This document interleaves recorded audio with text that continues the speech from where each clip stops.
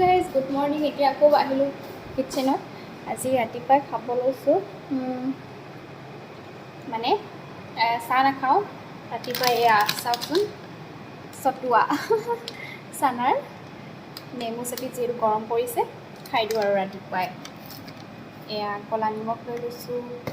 এয়া এটা নেমু কাটি ল'ম বাৰু, যিমানখিনি খাওঁ সিমানখিনি পৰিমাণত মই বনাই ল'ম। আৰু পিঁয়াজ দিলে ভাল হয়, মিষ্টাৰে শিকাইছে দেই। তেওঁ বাহিৰত খাই থাকে যে, মানে বজাৰত খায় আৰু। তো পিঁয়াজ দিব লাগে মিহি মিহিকৈ, আৰু জলকীয়া এটা কাটি ল'ম মিহিকৈ। তো আপোনালোকক দেখাইছোঁ দেই, আজি চতুৱাই খাই দিওঁ ৰাতিপুৱা।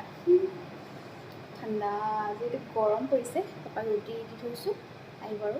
তো মই চতুৱা খাই লওঁ দেই। চতুৱা পেকেটটো অনা আছে, আৰু এয়া ক'লা নিমখ, এয়া নেমু কাটি ল'ব লাগিব, আৰু এয়া জলকীয়া এটা দিম, আৰু পিঁয়াজ। আৰু যিহেতু আধা লিটাৰ বনাম, মাৰ কাৰণে আৰু মোৰ কাৰণে পিঁয়াজ অকণমান এডোখৰ দিলেও হ'ব। এইটো মিষ্টাৰ বনাই খুৱাই পঠিয়াইছোঁ, তেওঁ খাই গ'ল দেই ৰাতিপুৱাই। চতুৱা খাই গ'ল। চতুৱা খালে ৰাতিপুৱাটো পেটে আধা আধি পেটে ভৰি যায়, যিহেতু চানাৰ গুড়ি হয়। তো মই বনাই দিওঁ।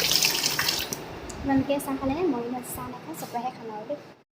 যিহেতু এতিয়া বজাৰত বিকি থাকে, গৰম পৰিছে, ঠাণ্ডা ঠাণ্ডা চতুৱা নেমু পানী চেপি খাই লওঁ আৰু।